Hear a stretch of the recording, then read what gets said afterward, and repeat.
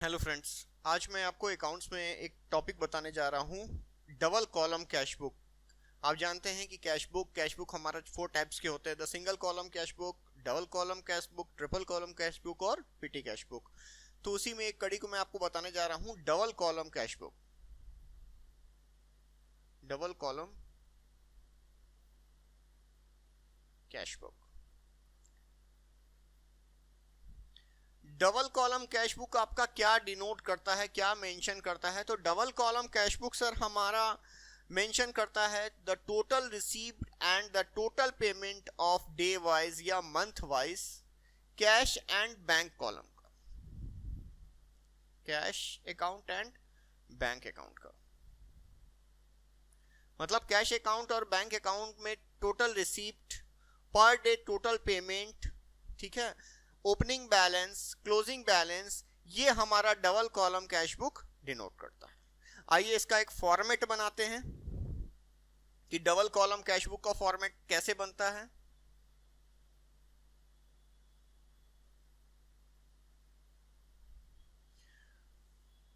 इस पूरे पार्ट को हम 2 भाग में बांट देते हैं। एक भाग हमारा डेबिट होता है और एक भाग हमारा क्रेडिट होता है। देन अगेन इसको 6 पार्ट में बांटते हैं, डेबिट को भी 6 पार्ट में और क्रेडिट वाले को भी 6 पार्ट में।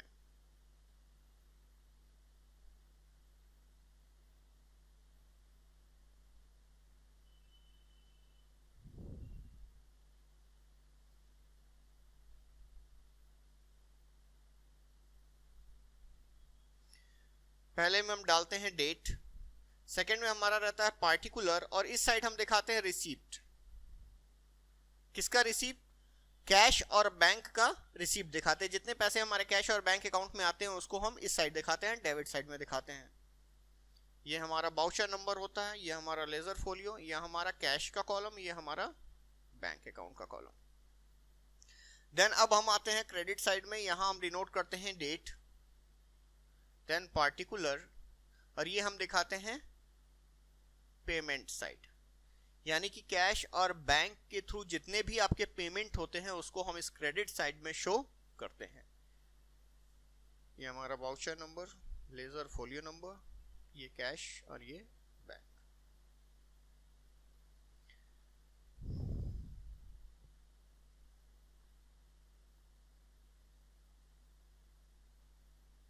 यहां पे मैं आपको फ्रेंड्स कुछ रूल्स बताने जा रहे हैं, ठीक है, जिन रूल्स को हम ध्यान में रख के डबल कॉलम कैश बुक में पोस्टिंग करते हैं कैश और बैंक की। The first rule is that, rule A, opening balance. अगर मैं ओपनिंग बैलेंस की बात करूं तो कैश का ओपनिंग बैलेंस हमेशा आपका डेबिट मिलेगा, तो कैश के ओपनिंग बैलेंस को हमेशा आप डेबिट साइड में शो करेंगे, टू बैलेंस बीडी करके। और बैंक का जो आपको बैलेंस मिलेगा तो यहां पे ये ध्यान रखिएगा, ये डेबिट साइड में भी मिल सकता है और क्रेडिट साइड में भी मिल सकता है। तो अगर आपको बैंक का बैलेंस डेबिट, मैंने कैश का बैलेंस बता दिया कि हमेशा डेबिट साइड में डिनोट करते हैं, लेकिन अगर बैंक का बैलेंस डेबिट साइड में शो कर रहा है या क्रेडिट साइड में शो कर रहा है तो उसको कैसे करेंगे? तो यहां हम डाल देंगे टू बैलेंस बीडी, बैंक के कॉलम में डाल देंगे जो भी अमाउंट दी रहेगी। या अगर हमारा क्रेडिट साइड में शो कर रहा है, क्रेडिट साइड में शो करने का मतलब हो गया ये ओवरड्राफ्ट दिखा रहा है, ये भी ध्यान रखिएगा, ये ओवरड्राफ्ट दिखा रहा है, तो इसको हम शो करेंगे बाई बैलेंस बीडी, और हम बैंक के बैलेंस को इसमें शो कर देंगे।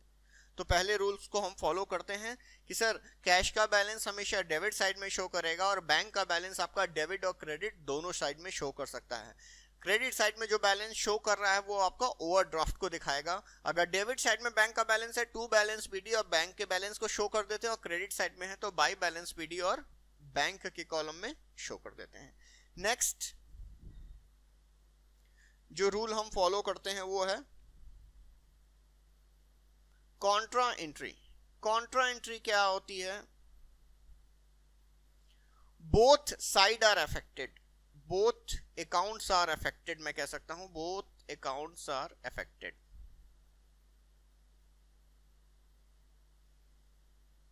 जहां पर कैश और बैंक, मैं यहां पे लिख भी दे रहा हूं कैश एंड बैंक, जहां पे किसी भी एक ट्रांजैक्शन से कैश और बैंक दोनों साइड इफेक्ट होते हैं, वो हमारे कॉन्ट्रा एंट्री कहलाती है। एग्जाम्पल ले लेते हैं इसका एक, कि सर दोनों जगह पोस्टिंग कैसे करेंगे। Cash deposited into the bank, cash deposited into bank, bank में आपने 10,000 रुपए जमा करे, तो ये हमारा एग्जाम्पल है कॉन्ट्रा एंट्री का। अगर मैं इसकी एंट्री देखूं तो पास होगा bank account debit to cash. और दूसरी एंट्री हमारी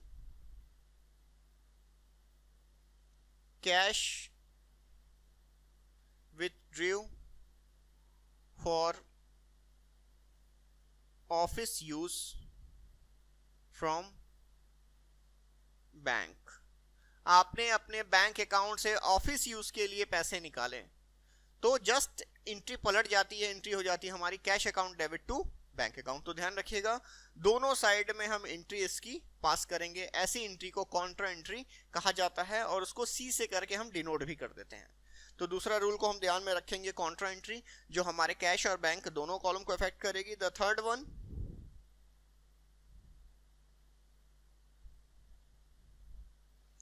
received of cheque, cheque received करते समय हम क्या करते हैं, इसमें भी दो चीजें होती हैं, दो स्टेटमेंट होते हैं। The first statement, check received next day deposited into the bank, into bank. ध्यान रखिएगा दो स्टेटमेंट को हमको ध्यान में रखना पड़ता है जब हम चेक रिसीव्ड करते हैं। पहला है check received but next day deposited into the bank, और दूसरा कह रहा है चेक रिसीव्ड सेम डे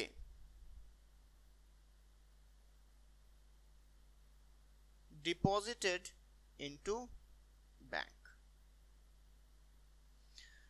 तो इसमें जब भी आपको चेक मिलेगा तो दो स्टेटमेंट को ध्यान में रखेंगे। पहला स्टेटमेंट ये रहेगा हमारा कि check received but next day deposited into the bank. तो पहले हम चेक रिसीव्ड को पास कर लेंगे। चेक रिसीव्ड का मतलब हो गया चेक इन हैंड डेबिट और टू जिस भी पार्टी से हमें वो चेक रिसीव हुआ है, चाहे मोहन है चाहे सुरेश है, कहीं से भी। और next day deposited into the bank, तो उसको हम बैंक के कॉलम में जाएंगे, लिखेंगे टू चेक इन हैंड, और बैंक के कॉलम में जो भी अमाउंट रहेगा वो हम डाल देंगे। लेकिन ध्यान रखिएगा दूसरे रूल्स पे आते हैं, check received but same day deposited into the bank. तो आप यहां पे क्या करेंगे, बैंक के कॉलम में जाएंगे और टू पार्टी का नाम, मान लीजिए पार्टी आपकी मोहन है, यहां हम लिख देंगे टू मोहन और उसका नाम लिख देंगे। ये किस केस में होगा, ये उस केस में होगा जब आपने चेक को उसी दिन बैंक में जमा कर दिया है। ठीक है, तो इन दोनों रूल्स को हम ध्यान में रखेंगे। एक रूल और है आपका, पेमेंट बाय चेक। अगर आप कोई एसेट्स खरीदते समय या किसी पार्टी को पेमेंट करते समय चेक से पेमेंट कर रहे हैं, तो ध्यान रखिएगा वहां पे चेक की जगह आप बैंक का यूज कीजिएगा। चेक की जगह किसका यूज करेंगे, हम बैंक का यूज करेंगे। सपोज दैट आपने मशीनरी खरीदी और चेक से पेमेंट किया, तो हम यहां लिख देंगे बाय मशीनरी, और हमारा बैंक अकाउंट से पेमेंट साइड में वो पैसे चले जाएंगे। तो फ्रेंड्स ये सब हमारे कुछ रूल्स हैं जिसको डबल कॉलम कैश बुक बनाते वक्त हम लोग फॉलो करते हैं। Thank you.